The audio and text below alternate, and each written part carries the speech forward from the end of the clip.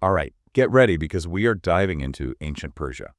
Palaces, hidden identities, and drama, high-stakes drama. It's the Book of Esther, chapters 1 through 3. A story as gripping as any modern-day thriller. What's captivating about Esther is how it takes you to ancient Persia, a society built on power, obedience, and the danger of defying authority. Right away, we meet King Ahasuerus. He ruled 127 provinces. Wow. Not just a small-time king. This guy's empire stretched from India to Ethiopia. He knew how to make an impression. The book really shows you these extravagant banquets, halls glittering with gold, tables overflowing with food, wine everywhere. These feasts were more than just good time. Wow. They were about power, designed to awe his subjects, maybe even intimidate them. Absolutely. They went on for 180 days for his officials, then a week for everyone in Susa, the capital. Unbelievable. What a party. But there was a strategy behind it. It's like he was saying, look at me. I control all of this. Exactly. This sets up a power dynamic between the king and his queen, Vashti. On the 7th day of the last banquet, Ahasuerus, maybe with a little too much wine, decides he wants to show off Vashti. He commands her to appear before everyone wearing her crown. I wonder what Vashti was thinking when she got that command. In the middle of this party, her husband basically demands that she parades herself for the entertainment of his guests. It shows the complexities of a woman's place in that society. Obedience to the king was paramount, especially for women. So when Vashti refuses, it's a shock to everyone. A bold move. Yeah. It totally throws Ahasuerus for a loop. He's not used to being disobeyed, especially not publicly. He immediately calls his advisors together, wise men, experts in the law and tradition, to figure out what to do. It's fascinating how they view Vashti's defiance. Not just an insult to the king, but a threat to the whole empire. Like if one woman could defy the king, others might follow. Women across the empire might start questioning their husbands, and everything would fall apart. One advisor, Mamakin, makes that exact argument. He tells Ahasuerus he needs to make an example of Vashti to show everyone that defiance won't be tolerated. So Ahasuerus, listening to his advisors, issues a decree to banish Vashti. Strips her of her title. He even makes it a law. It applies to the entire empire and can't be revoked. Talk about consequences. Chilling reminder of Ahasuerus' power. One act of defiance, and Vashti loses everything. And her empty throne sets the stage for our main character, Esther. Before we meet Esther, though, we meet her cousin, Mordecai, a Jewish man living in Susa who adopted Esther after her parents died. And here's where it gets interesting. Mordecai tells Esther to keep her Jewish heritage a secret. That says a lot about the danger of being Jewish in Persia at that time, and this hidden identity adds a lot of tension to the story. So the king needs a new queen. You'd think he'd have learned his lesson about demanding things from women, but no. He decides to hold a competition. Think of it as an ancient Persian beauty pageant. Beautiful young women from all across the empire. Brought to the palace, they go through beauty treatments for months, all to become the king's new wife. It shows the pressure and scrutiny women faced, even those at the highest levels of society. And who catches the king's eye? Esther, of course. She's beautiful and charming. She becomes the new queen. But remember, she's keeping her Jewish identity secret, which is a big deal in a court full of intrigue and danger. It's a powder keg waiting to explode. That secret can't stay hidden forever, especially in a place like the Persian court. And the danger becomes very real. Mordecai, at the king's gate, overhears two officials plotting to assassinate Ahasuerus. Right place at the right time. Mordecai tells Esther, who tells the king, saving his life. An act of loyalty and courage. It puts Mordecai in the king's good graces and foreshadows his role later in the story. Seems like the crisis is over. Everyone can relax. But here's where things get dark. A new character, Haman, the ultimate villain, power-hungry, entitled. The king promotes Haman, making him one of the most powerful men in the empire. And he expects everyone to bow down to him. But there's a problem. Mordecai refuses to bow. This defiance sets off a chain of events with devastating consequences. Some think Mordecai's refusal was because of his Jewish faith, which prohibited bowing to anyone other than God. Whatever the reason, Haman is enraged. You wonder, what if Haman had just ignored it? But he was all about power and control. He couldn't handle being disobeyed, especially by someone he considered beneath him. Haman becomes obsessed with revenge. When he finds out Mordecai is Jewish, he gets even angrier. He decides to punish not just Mordecai, but every Jew in Persia. A terrifying example of prejudice and hatred. And even more disturbing is how easily Haman manipulates the king into this plan. He tells Ahasuerus that the Jews are a threat. that they have different customs and laws, implying they're not loyal. And, chillingly, Ahasuerus believes him. The king gives Haman his signet ring, the symbol of authority in Persia, giving Haman the power to do anything he wants. To make matters worse, they cast lots to pick a date for the extermination, called Pur. Imagine deciding the fate of an entire people by rolling dice. They land on the 13th day of the 12th month, Adar, giving Haman almost a year to prepare. Just like that, a death sentence hangs over every Jew in the empire. And what are the king and Haman doing? They're enjoying drinks, celebrating their plan. It's such a contrast.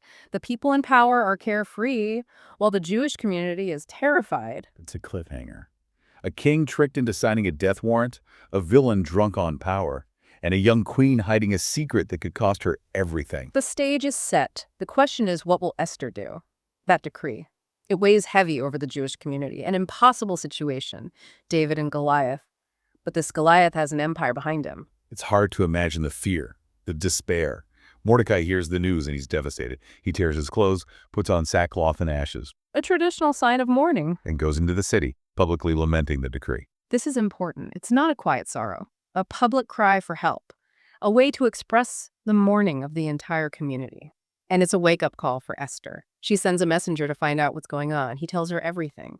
Haman's plot, the king's decree, everything. She's been living in the palace, in luxury, protected from reality.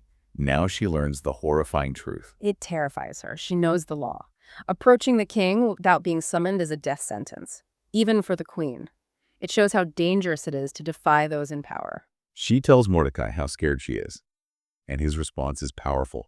He says, maybe she was made queen for a reason, for such a time as this. It's a turning point. Mordecai challenges Esther. He wants her to think beyond her own safety. He's saying that maybe her becoming queen is part of a bigger plan, a divine plan to save her people. It's a lot of pressure, but it's what she needs to hear. It gives her courage. She realizes that doing nothing would betray her people, and maybe her destiny. She decides to act, but not recklessly. She comes up with a plan, a strategy, Right. combining her knowledge of the court with her faith. First, she calls for a 3-day fast. She wants Mordecai to gather all the Jews in Susa, to join her in prayer and fasting. A spiritual preparation, a way to unify the community and seek guidance. After 3 days, Esther makes her move. She puts on her finest robes and approaches the king's inner court, knowing she could be killed for doing so. The tension is incredible. The text shows how seriously they took these rules. Esther's life hangs in the balance, all depending on the king's mood. Luckily for her and for her people, the king's in a good mood. He sees Esther and extends his golden scepter. A symbol of his favor. She's been spared. Right. It shows the power dynamics. A single gesture from the king, and he can decide whether someone lives or dies, but Esther has her chance. She doesn't just tell the truth about Haman and her Jewish identity. That would be too dangerous, too direct. Way too risky. So she plays it smart. She invites the king and Haman to a banquet. Brilliant move. She creates an intimate setting to gain the king's trust before she reveals everything. At the banquet, the king, pleased with Esther, asks what she wants. He even promises her anything, up to half his kingdom. Wow. Think about that moment.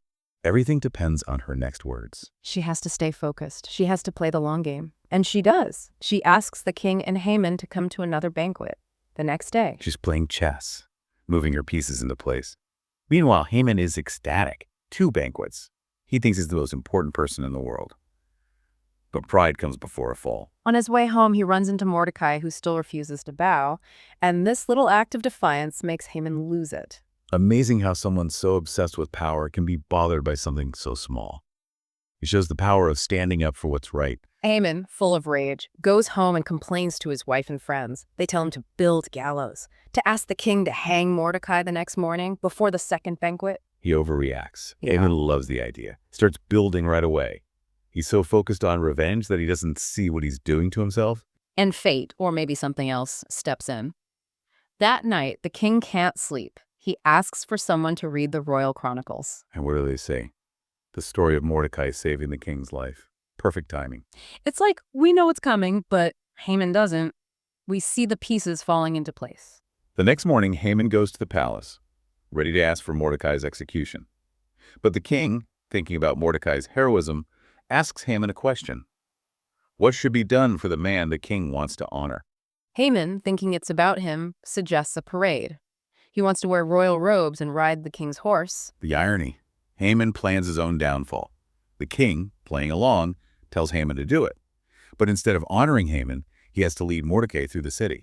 Wow. Imagine everyone watching as Haman has to honor the man he hates. It's a huge fall from grace. What a twist. What happens at that second banquet? You'll have to wait for the last part of our deep dive to find out. So Haman's been humiliated. Everyone saw him parade Mordecai through the city. Now it's time for the second banquet. Can you imagine that dinner party? Awkward. The tension must have been incredible. Haman is angry, the king is suspicious, and Esther's about to make her move. And it's a big one. Ahasuerus, still feeling generous, asks Esther what she wants. He already promised her anything, up to half his kingdom. It's unbelievable. This time, Esther tells him everything. That she's Jewish, and that Haman is planning to kill all of her people. Wow. What a revelation. Think about the king. He just realized that his trusted advisor is plotting against him, and that his wife was almost a victim. He's furious. The text says he stormed out into the garden, needed a moment to process it all. I can only imagine the chaos in the banquet hall. Haman knows he's been caught, so he panics, throws himself at Esther's feet, begging for mercy. Talk about bad timing. The king walks back in, sees Haman at Esther's couch, Uh-oh. and he gets the wrong idea. He thinks Haman is attacking Esther. It's almost funny. The king is already furious at Haman, and now he thinks Haman is assaulting his wife. He doesn't even hesitate. He orders Haman to be executed on the gallows that Haman built for Mordecai. Poetic justice. Haman's plan is used against him. It's satisfying, but the story's not over.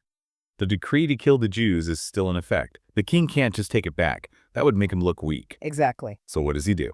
This is where Esther shows how smart she is. She knows the king can't revoke the decree, so she comes up with another solution. She asks him to issue a new decree, one that allows the Jews to fight back. That's clever, using the king's own laws to protect her people. The king agrees. The new decree lets the Jews arm themselves and fight back. Copies of the decree are sent out across the empire. Imagine the relief for the Jewish community. It's a chance to survive. They finally have a fighting chance. And fight they do. Ugh. On the 13th of Adar, the Jews, led by Mordecai, defend themselves. They were ready. The Book of Esther doesn't hide the violence. It's a reminder that survival can be brutal. And sometimes, fighting back is the only option. And it wasn't just in Susa. The decree let Jewish communities across Persia defend themselves. And they were successful. It shows their courage, their resilience, and the power of unity. After the victory, they established a new holiday, Purim, to remember their escape from Haman. It's a happy celebration, feasting, gifts, reading the Book of Esther. Purim is a reminder to fight injustice and to celebrate good over evil. The story is still relevant today. No matter your faith, it reminds us that even when things seem impossible, hope and courage can win. What can we learn from this ancient story, the Book of Esther? Power, prejudice, redemption. It has timeless lessons. Absolutely. It encourages us to speak out, to fight for what's right, and to never underestimate the power of standing up for what you believe in. Esther's story shows that even when we feel powerless, we can make a difference. We all have the power to create change. It's inspiring, isn't it? It really is. And that wraps up another deep dive. We'll be back soon to explore more fascinating stories from history and literature. So stay tuned, and until next time, keep asking questions and keep digging deeper. Welcome to Charlie and Mia's podcast. We're embarking on an exciting journey to read through the entire Bible in just 1 year. Every day, we dive into Scripture, exploring its meanings and how it applies to our lives today. We invite you to join us on this incredible adventure of learning and discovery. Don't forget to subscribe to our channel so you never miss an episode.